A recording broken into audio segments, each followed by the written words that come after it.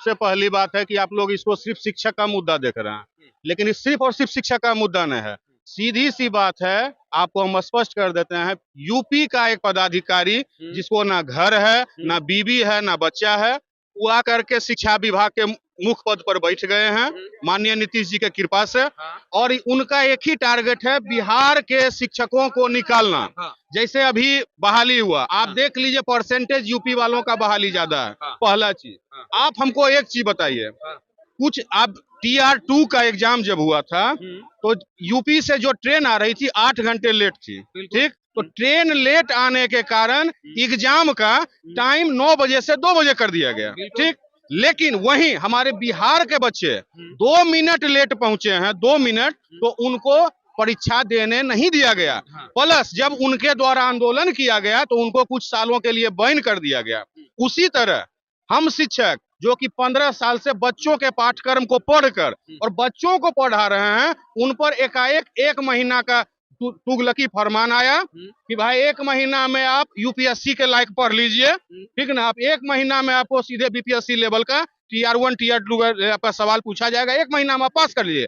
नहीं पास कीजिएगा तो आपको नौकरी से निकाल देंगे, और फिर यूपी से एक लेके आएंगे एक ट्रेन और सबको यहाँ मास्टर बहाल कर देंगे। बाप कर रहा था, कबाड़ी करेगा करके देखा के बातों को कहा तो देखा के बातों को कहा, पतला वोट करना कर देंगे। 1.5 लाख शिक्षक आया हुआ है, 1.5 लाख को सस्पेंड करके चला विद्यालय चला, देखा दे। शर्त राज्य कर्मी का दर्जा देना होगा। नियोजित शिक्षकों को बिना शर्त राज्य कर्मचारी सरकारी शिक्षक का दर्जा देना होगा। हम लोगों ने अपने विधायक का एक विधायक डॉक्टर संदीप सौरभ को शिक्षकों के आंदोलन को समर्थन करने के लिए अधिकृत कर दिया, और हमेशा सोशल मीडिया के माध्यम से, कभी आप लोग के माध्यम से हम लोगों ने कहा कि डोमिसाइल नीति लागू होनी चाहिए। जो अपने दूसरे राज्य के लोगों को यहाँ नौकरी देने का काम कर रहे हैं, ये बड़ा आरोप है मेरा। ये नीति घोषित करनी होगी और कोई पात्रता, कोई दक्षता, कोई सक्षमता नीति लागू नहीं। पक्ष में जितने सवाल हैं, और अगर उस सवाल को ये नहीं सुनेंगे तो हम सदन को और सरकार को चलने नहीं देंगे, इस बात का इनको विश्वास हो जाए। पर कोई आरोप नहीं हो और कोई उसके बेटा और परिवार पर किसी तरह का आरोप नहीं हो, तो फिर आपके सदन का जब बहुमत प्राप्त करना था तो आप क्यों परेशान कर रहे हैं? माननीय मुख्यमंत्री जी, हमारी सरकार थी जो महागठबंधन की सरकार थी, और जो महागठबंधन की सरकार ने किया था, हमारे नेता आदरणीय तेजस्वी प्रसाद यादव ने जो वादा किया था, महागठबंधन के नेताओं ने जो वादा किया था, उस काम को धरातल पर करने का काम किया। लेकिन उस जैसे पात्रता परीक्षा ली जा रही है नियोजित शिक्षकों का, ये गलत ढंग से किया जा रहा है, और एक पदाधिकारी हैं जो अपने दूसरे राज्य के लोगों को यहाँ नौकरी देने का काम कर रहे हैं। ये बड़ा आरोप है मेरा। ये दूसरे राज्य के यहाँ पदाधिकारी हैं बड़े, मैं नाम लेना नहीं चाहता, लेकिन अपने राज्य के लोगों को यहाँ नौकरी देना चाह रहे हैं। जो हमारे नियोजित शिक्षक हैं उसको पात्रता परीक्षा लेने की बात की जा रही है, उसको सरकारी कर्मी बनाने का वादा हमारी सरकार, हमारे मैनिफेस्टो में महागठबंधन का है। इसलिए आज राज्य सरकार ने जिस तरह से बजट घिसा पीटा किया है, किसानों के खेतों में पानी नहीं मिल पा रहा है, महंगाई पर रोक नहीं लग पा रहा है, और जो हमारे नियोजित शिक्षक हैं उनको जो राज्यकर्मी का दर्जा मिलना चाहिए उसको देने की बात राज्य सरकार नहीं कर रही है। राज्य सरकार कह रही है कि हम पात्रता परीक्षा लेंगे, और बीपीएससी में जो परीक्षा में सवाल किए जा रहे हैं वो सवाल इनसे भी किए जा रहे हैं, इसलिए, और कंप्यूटर से वो ऑनलाइन वो लेने का काम करेगा। तो हम लगता है कि इसमें कहीं ना घालमेल है, और जो ऊंचे पदाधिकारी हैं शिक्षा विभाग के, वो अपने राज्य के लोगों को बिहार में भरना चाहते हैं। हम डोमिसाइल नीति लागू करना चाहते हैं बिहार में, और हम इसके पक्षधर हैं, महागठबंधन इसके पक्षधर में है।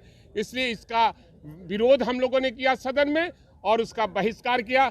हमारे और भी महागठबंधन के दल के नेता हैं, वो अपनी बात को रखेंगे। आज देखिए, सांप्रदायिक ताकत है, फांसीवाद इस देश में लागू करना चाहती है।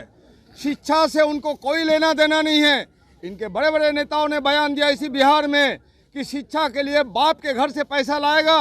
अगर भगवान भी उठकर आ जाए तो नियोजित शिक्षकों को सरकारी शिक्षा का दर्जा नहीं मिलेगा। और आज जब माननीय मुख्यमंत्री गठबंधन की सरकार के तहत गठबंधन के जो पार्टी के दबाव पर जब नियोजित शिक्षकों को सरकारी शिक्षक की घोषणा कर दी है, तो इस तरह से नियोजित शिक्षकों को जो प्रताड़ना हो रही है, उसका जो अपमान हो रहा है, उसकी जो लांछना हो रही है, बार बार उनके योग्यता पर जो सवाल उठा रहा है, एक अयोग्य जो पदाधिकारी सवाल उठा रहा है उनकी योग्यता कितनी है ये देखने की जरूरत है। तो योग्यता पर सवाल उठा के कभी दक्षता, कभी पात्रता, कभी सक्षमता, ऐसे परीक्षाओं को लेकर के ये हालत पैदा कर दिया है दोस्तों कि बहुत से शिक्षक मानसिक अवसाद में चले गए हैं। हम शिक्षकों को इस तरह से मानसिक अवसाद में देखने के लिए हम यहाँ बैठने के लिए नहीं हैं। हम शिक्षकों की आवाज़ को जोरदार ढंग से उठा रहे हैं।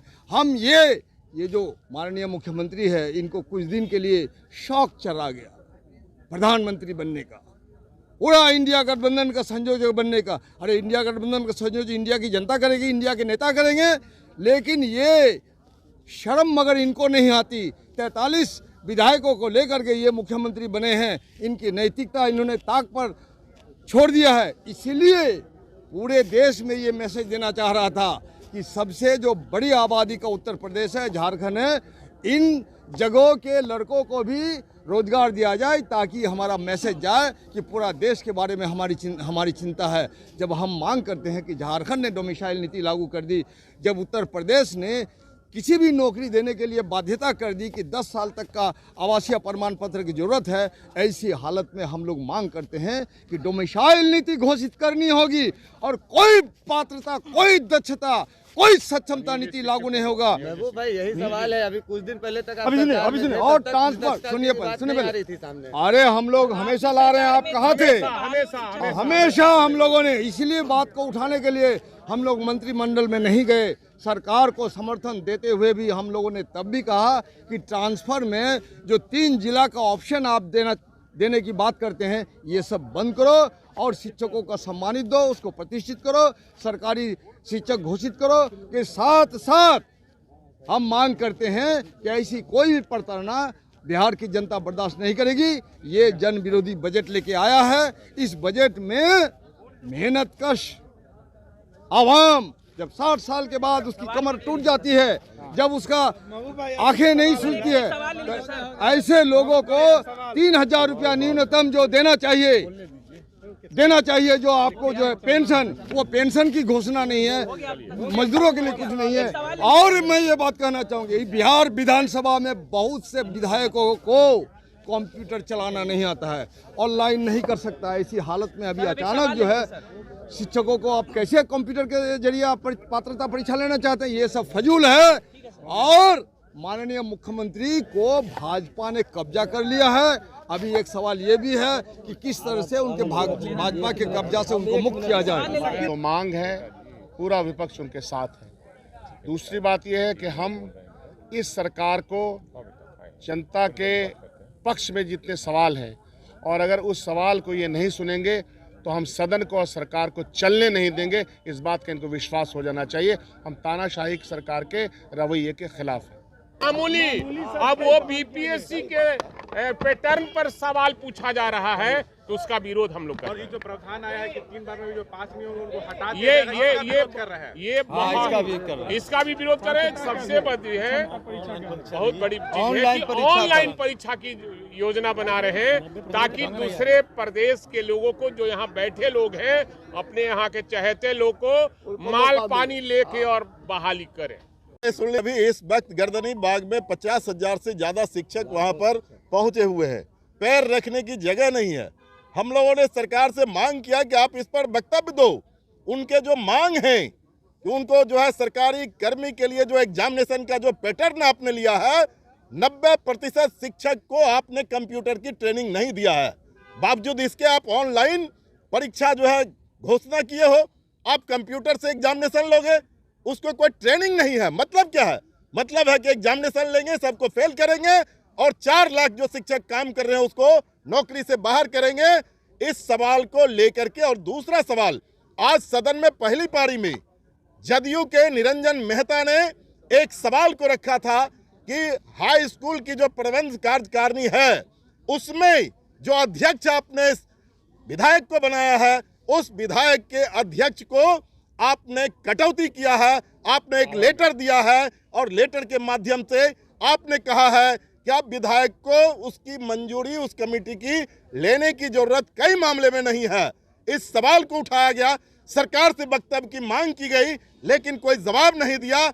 इसलिए दोनों सवाल को लेकर के अभी पूरा विपक्ष आप देख रहे हैं, राजद के लोग हैं, कांग्रेस के हैं, सीपीआई के हैं, माले के हैं, सब लोगों ने पूरा सदन का सीपीएम की तरफ से बोल रहे हैं, सदन का बायकॉट किया है। और इस सरकार को आप जान लीजिए कि जो सरकार है ये निर्ममता पूर्वक जन आवाज को दबाने की कोशिश